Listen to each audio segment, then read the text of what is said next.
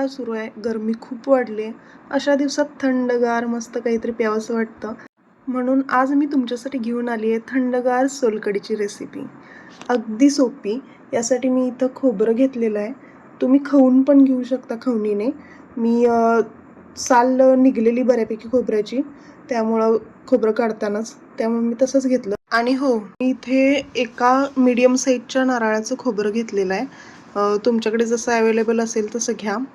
आणि एवढं झालेलं आहे एका नारळाचं खोबरं. आणि त्यात 2 हिरव्या मिरच्या घेतलेल्या आहेत आणि 3-4 फक्त लसणाच्या पाकळ्या घ्यायच्या आहेत आणि 1 चमचा जिरे. आणि त्यानंतर आपल्याला कलर येण्यासाठी त्यात थोडंसं बीट घ्यायचं आहे कट करून. थोडंसंच घ्या फक्त कलरसाठी.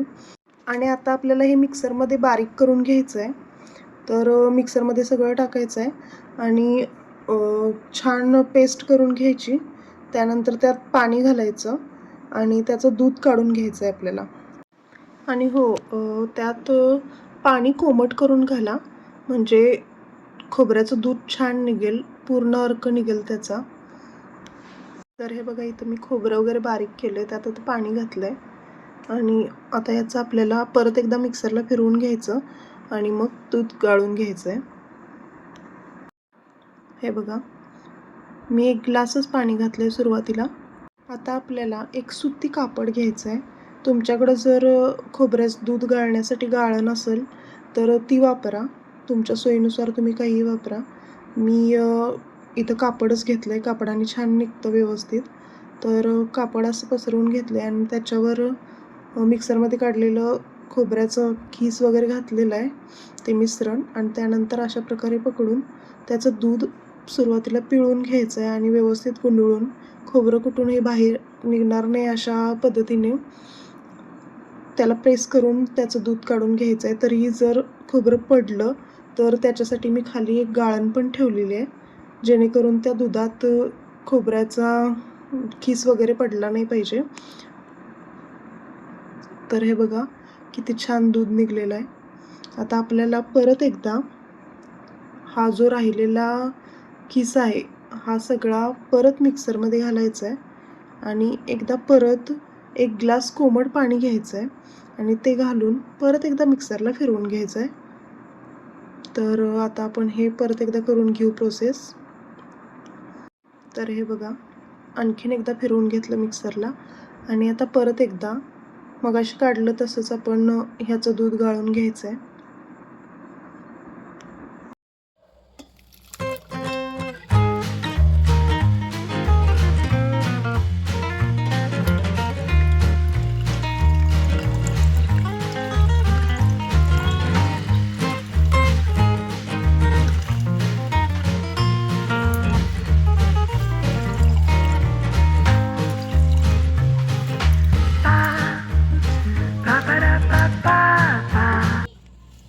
तर हे बघा, असं व्यवस्थित पिळून घेऊन पूर्ण त्याचं दूध काढायचं आहे.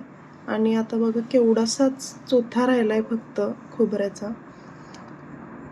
आणि हे जे राहिलेलं आहे खोबऱ्याचं किस, तो आपल्याला टाकायचा नसेल तर तुम्ही आमटीत, म्हणजे कालवणात वगैरे आमटीला दाटसरपणा येण्यासाठी वापरू शकताय. टाकायची काही गरज नाही, तुमच्या इच्छेवर आहे. आणि हे बघा, सोलकढीला अजून कोकम आगळ घालायचं आहे. त्याच्या अगोदरच किती छान कलर आलेला आहे आणि कोकम घातल्यानंतर तर अजून कलर येईल. तर असा छान कलर येण्यासाठी तुम्ही फक्त थोडंसं बीट घाला त्यात, मस्त तुम्हाला इफेक्ट जाणवेल कलरमध्ये. तर आता आपल्याला यामध्ये मीठ घालून घ्यायचं आहे. तुमच्या चवीप्रमाणे मीठ घाला. ज्या प्रमाणात तुम्ही बनवताय त्या प्रमाणात तुम्ही मिरची, लसूण, मीठ याचं प्रमाण कमी जास्त करू शकताय तुमच्या इच्छेनुसार. आणि टेस्ट करून बघून समजत जाईल, त्याप्रमाणे तुम्ही करू शकताय. आणि आता हे आपण कोकम आगळ घातलेला आहे. आता हे व्यवस्थित मिक्स करून घ्या आणि कोकम तुमच्या आवडीप्रमाणे घाला. मी इथं फक्त पाव वाटी घेतलेला आहे कोकम, तेवढ्यासाठी. लागेल तसं कमी जास्त करू शकताय. अगोदर थोडं टाकून बघा, 1-2 टेबलस्पून आहे हे. प्रमाणात स्पूनच्या घ्यायचं झालं तर. तुम्ही थोडं अगोदर टाका, परत टेस्ट करून बघा आणि तुम्हाला वाटलं तर अजून टाका. तुमच्या इच्छेनुसार त्याचं प्रमाण ठेवा, कारण कोकम कसा असेल त्याच्यानुसार पण फरक पडतो. आता थोडी कोथिंबीर बारीक चिरून घ्या आणि यामध्ये घाला आणि छानपैकी मिक्स करून घ्या. आणि किती छान कलर आलाय ना सोलकडीला, किती मस्त दिसतीये. तरी रात्री बनवली आहे, लाईटमुळे तुम्हाला एवढं दिसत नसेल, पण रिअलमध्ये खूप छान कलर आहे.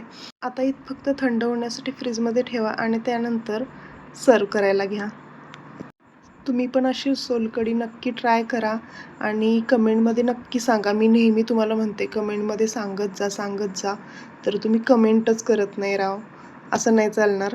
तुम्ही बनवली तर नक्की कमेंट करून सांगा की कशी बनलेली, म्हणजे मला पण थोडं मोटिवेशन भेटेल.